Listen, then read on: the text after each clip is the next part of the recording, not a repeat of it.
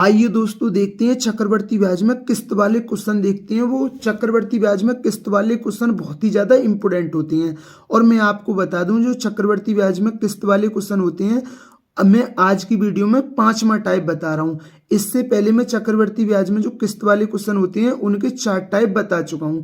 अगर वो आपने चारों टाइप नहीं देखे हैं तो पहले आप उन्हें देख लीजिए। उन चारों टाइप का लिंक इस वीडियो के नीचे दिया गया है, क्योंकि वो चारों ही टाइप बहुत ही ज़्यादा इंपॉर्टेंट है। और ये आज की वीडियो में मैं चक्रवर्ती ब्याज में जो किस्त वाले क्वेश्चन होते हैं 5वां टाइप बताऊंगा। और मैं बता दूं, मैं एक वीडियो में 2 या 3 क्वेश्चन बताता हूं एक से, तो मैं आज की वीडियो में 2 क्वेश्चन बताऊंगा एक ही टाइप के, जिससे ये टाइप आपके अच्छी तरीके से क्लियर हो जाए। क्योंकि ये 5वां टाइप बहुत ही ज़्यादा इंपॉर्टेंट है, क्योंकि चक्रवर्ती ब्याज में जो किस्त वाले क्वेश्चन होते हैं वो आपके हर परीक्षाओं में ज़्यादातर पूछे जाते हैं। तो देखते हैं आज की 5वीं वीडियो में हमारा जो 5वें टाइप का पहला क्वेश्चन है। एक मोबाइल फोन 79,860 रुपये के नगद भुगतान पर या डाउन पेमेंट के रूप में 60,000 रुपये का नगद भुगतान करने और शेष धनराशि को 3 समान वार्षिक किस्तों में भुगतान करने पर उपलब्ध है। यदि दुकानदार 10% वार्षिक चक्रवर्ती ब्याज की दर से ब्याज लेता है जो वार्षिक रूप से चक्रवर्ती होता है, तो प्रत्येक किस्त की राशि रुपये में कितनी होगी। हमसे प्रत्येक किस्त का मान पूछा है। अब समझना, अगर आप फोन को लोगे तो कितने का है, 79,860 रुपये का फोन है। अगर आप एक मोबाइल फोन को नगद में लेते हो तो वो 79,860 रुपये का है। लेकिन अगर आप नगद नहीं लेना चाहते तो आपको क्या करना होगा, 60,000 रुपये तो नगद देने होंगे। एक व्यक्ति कैसे खरीदता है, 60,000 रुपये तो वो नगद दे देता है और बाकी के जो रुपये बनते हैं उन्हें 3 समान किस्तों में दे देता है। तो अब देखिए 79,860 रुपये का फोन था, लेकिन वो 60,000 तो क्या दिया है, दुकानदार को नगद दिया है ना। एक व्यक्ति का है, दुकानदार को 60,000 नगद दिया है। तो अब दुकानदार के कितने रुपए व्यक्ति पर उधार रहे, तो 0, 6, 8, 9, 1। अब 19,860 रुपये दुकानदार के व्यक्ति पर रहे। तो अब व्यक्ति क्या करता है, दुकानदार को 3 समान वार्षिक किस्तों में 19,860 रुपये को चुका देता है। तो वो इस कारण फोन खरीद कर लाता है, 60,000 नगद दे देता है और 19,860 रुपये को वो व्यक्ति 3 समान किस्तों में दुकानदार के लिए को चुका देता है। तो अब देखिए चक्रवर्ती ब्याज की दर कितनी है, 10%। 10% की फ्रैक्शन वैल्यू क्या होती है, 1/10। तो 10 क्या है हमारा मूलधन मतलब प्रिंसिपल, 1 क्या है ब्याज मतलब इंटरेस्ट, और 10 और 1 11 क्या होगा हमारा मिश्रधन मतलब अमाउंट होगा। तो मैं एक जगह तो क्या लिखता हूँ, मूलधन लिखता हूँ, और एक जगह मैं क्या लिखता हूँ, किस्त मतलब इंस्टॉलमेंट लिखता हूँ। अब समझना, तो 10 रुपये थे, उस पर 1 ब्याज लगी तो कितने हो गए, 11 हो गए। ठीक है ना। अब दूसरी किस्त की बात है तो हम 2 बार लिखेंगे मूलधन को, किस्त को भी 2 बार लिखेंगे। अब तीसरी किस्त की बात है तो इसे भी हम 3 बार लिखेंगे और इसे भी हम 3 बार लिखेंगे।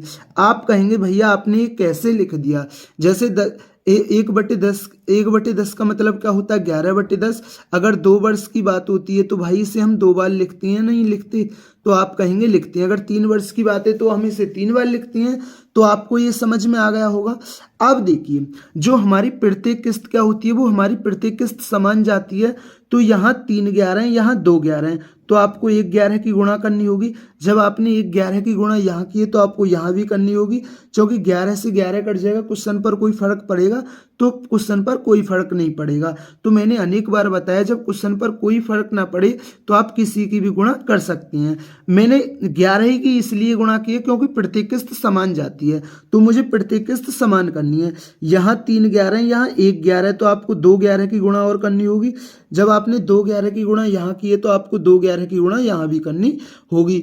देखिए 2 11 से 2 11 कट जाएंगे, क्वेश्चन पर कोई फर्क पड़ेगा नहीं पड़ेगा। तो ये कितना हो गया, 11 11 121 और 1 0 ये रहा। ये कितना हो गया, 1100, और ये कितना हो गया, 1000। तो देखिए टोटल मूलधन कितना हो गया, ये हो गया 3,310 यूनिट हो गया। अब देखिए प्रत्येक किस्त कितने की, 1331 की। प्रत्येक किस्त कितने की दी है उसने, 1331 यूनिट की दी है। अब देखिए तो इन्हें जोड़ लीजिए, उसने किस्तों में कुल कितना धन दे दिया, कितने यूनिट धन दे दिया, 3 1 3 3 3 9 13 3 39। देखिए उसके अनुसार 3,310 यूनिट रुपए रह गए थे, लेकिन उसने कितना चुकाया है व्यक्ति ने?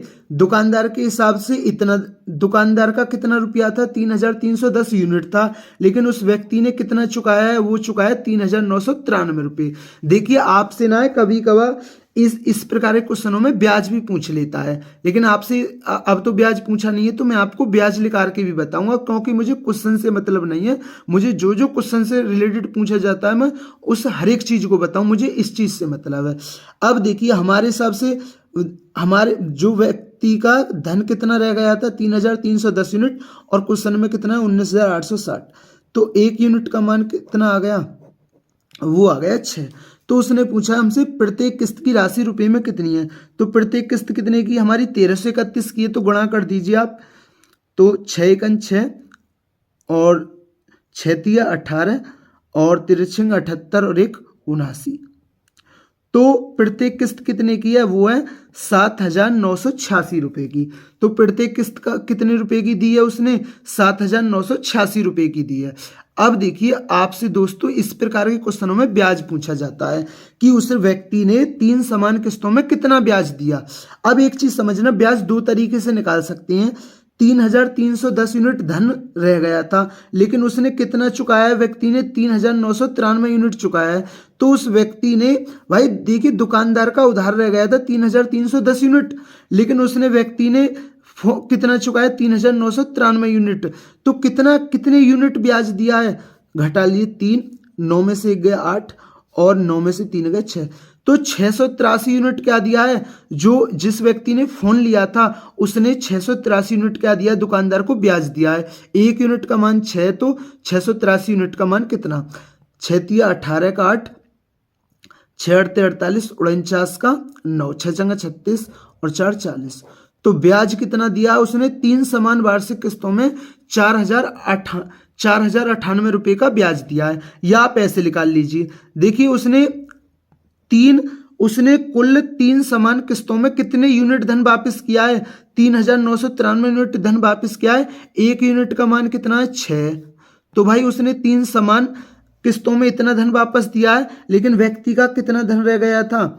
तो भाई दुकानदार का तो 19,860 रुपये रह गया था ना। तो 19,860 रुपये रह गए थे, लेकिन व्यक्ति ने तो इतना धन वापस किया है ना भाई, क्योंकि 3 समान किस्तों में कितना धन वापस किया है? उसने 3,993 यूनिट धन वापस किया है। एक यूनिट का मान 6, तो उसने 3 किस्तों में इतना धन वापस किया है, और जबकि दुकानदार का रह कितना गया था? 19,860 रुपये रह गया था। तो जब आप इसे भी सॉल्व करोगे तो कितना आएगा? 4,098 ही आएगा। तो अगर आपसे दोस्तों ब्याज पूछी जाए कि व्यक्ति ने कितनी ब्याज दी, तो वो 4,098 रुपये आंसर आता। तो दोस्तों मैं उम्मीद करता हूँ ये क्वेश्चन आपके अब अच्छी तरीके से क्लियर हो गया होगा। आइए इस टाइप का एक और क्वेश्चन देखते हैं, जिससे ये टाइप आपके अच्छी तरीके से क्लियर हो जाए, क्योंकि ये बहुत ही ज़्यादा इंपॉर्टेंट टाइप है। तो देखते हैं टाइप का नेक्स्ट क्वेश्चन है, एक टीवी सेट 19,650 रुपये के नगद भुगतान अथवा 3,100 रुपये के नगद भुगतान तथा 3 समान वार्षिक किस्तों में उपलब्ध है। यदि दुकानदार वार्षिक रूप से संयोजित 10% वार्षिक चक्रवर्ती ब्याज की दर से लगाए तो प्रत्येक किस्त में दी जाने वाली धनराशि ज्ञात कीजिए। अब देखिए एक टीवी सेट कितने रुपए का? 19,650 रुपये का है। एक व्यक्ति क्या करता है, एक टीवी सेट को खरीदता है, 3,100 रुपये तो नगद दे आता है, और जो बाकी के रुपए बच जाती है ना टीवी सेट के, उसे 3 समान वार्षिक किस्तों में चुका देता है। तो देखिए 3,100 रुपये तो वो नगद दे आया। अब शेष राशि कितनी बची? तो ये बची 16,550। अब वो क्या करता है कि उसे 3 समान वार्षिक किस्तों में चुकाता है, और ब्याज की दर कितनी है? 10%। तो 10% की फ्रैक्शन वैल्यू 1/10। तो मैं एक जगह मूलधन लिखता हूं और एक जगह क्या लिखता हूं? किस्त। अब देखिए तो 10 से 11। अब भाई 3 की बात है, तो अब दूसरी किस्त की बात है तो ये भी डबल लिखा जाएगा, ये भी डबल लिखा जाएगा। तीसरी किस्त की बात है तो ये भी 3 बार लिखा जाएगा और ये भी 3 बार लिखा जाएगा।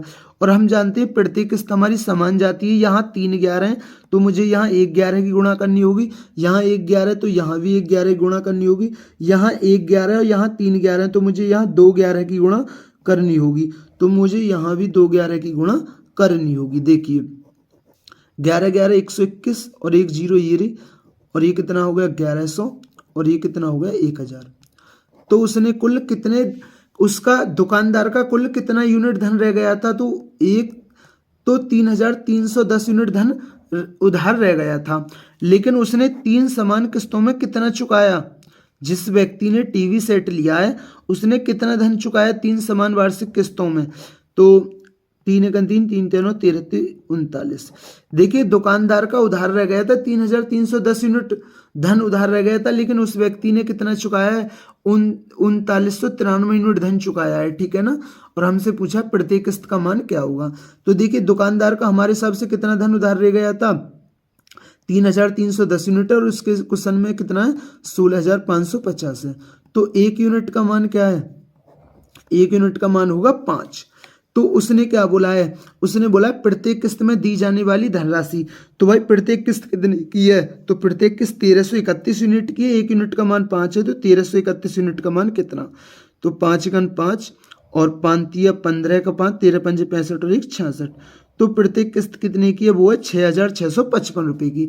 अगर दोस्तों आपसे ब्याज पूछा जाता तो आप ब्याज भी आसानी से निकाल देते कि भाई 3,310 यूनिट धन उधार रह गया था, लेकिन उसने चुकाया कितना है, 3,993 यूनिट, तो कितना यूनिट ब्याज दिया, तो देखिए 3, 9 में से 1 गया, 8, 6 और 1, उसने 683 यूनिट ब्याज दिया, एक यूनिट का मान कितना है, 5 है, तो इतने यूनिट का मान कितना आ जाएगा। देखिए ब्याज भी निकाल देता हूं मैं कि इंटरेस्ट कितना दिए, 5 15, 5 40 41 का 1 और 5 30 और 4 34।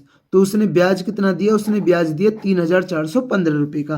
लेकिन आपसे पूछा गया था प्रत्येक किस्त में दी जाने वाली धनराशि कितनी है, वो 6,655 रुपये है। तो दोस्तों मैं उम्मीद करता हूँ ये आपके जो चक्रवृद्धि ब्याज में जो किस्त वाले क्वेश्चन होते हैं, ये 5वां टाइप था, ये आपके अच्छी तरीके से क्लियर हुआ होगा। अगर दोस्तों चैनल पर नए हैं तो चैनल को जरूर सब्सक्राइब किया करें, वीडियो पसंद आई हो तो वीडियो को जरूर लाइक किया करें। थैंक यू दोस्तों।